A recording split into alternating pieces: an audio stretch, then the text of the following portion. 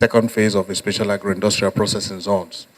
As you know, it's an industrial complex and requires a lot of investments. And because of that, we would like to know where the sites are in terms of the agricultural hubs, and then where the agricultural transformation centers are located. Basically, what has the state done in terms of acquiring these areas, and what has the state done in terms of ensuring that they are environmental and socially acceptable. So we're looking at two issues.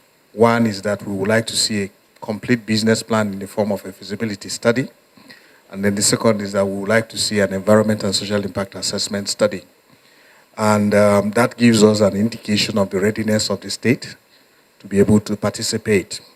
But there are a couple of other things that we will dig into as we are going to be having a meeting now, which has to do more with, do we have private sector interests? Do we have a special purpose vehicle to be able to deliver? And then the bank's funding, to answer your question specifically with respect to this program, is to support the sovereign activities, which basically means what those issues, those works, those services that the government specifically is supposed to do. For your information, the way the special agro-industrial processing zones are designed is that it must be private sector driven. So the government is only providing an enabling environment, and our funding will only support that enabling environment. But we want to be sure that the government has been able to attract the necessary private sector interest to be able to build on the agro-industrial zones. It's funny enough that we have been on this thing for over 2 years. So we are far, far ahead. All the requirements have been met. All the requirements have been met as far back as a year ago. The major one required is the environmental impact assessment. As we speak, we have gotten our approval 7-8 months ago. The social impact assessment, we have gotten our approval a month ago. The aggregation centers, we have 3 aggregation centers, which one in Etiop, one in Isoko, one in Kwale. We've done that.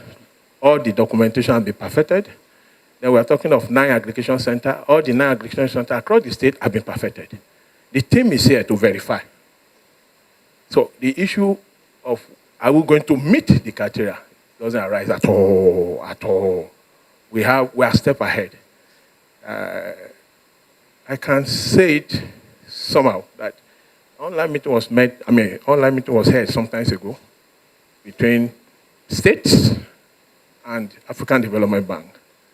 And Delta State were used as example. And we were told to go and learn from Delta State. It's not easy to get all these things.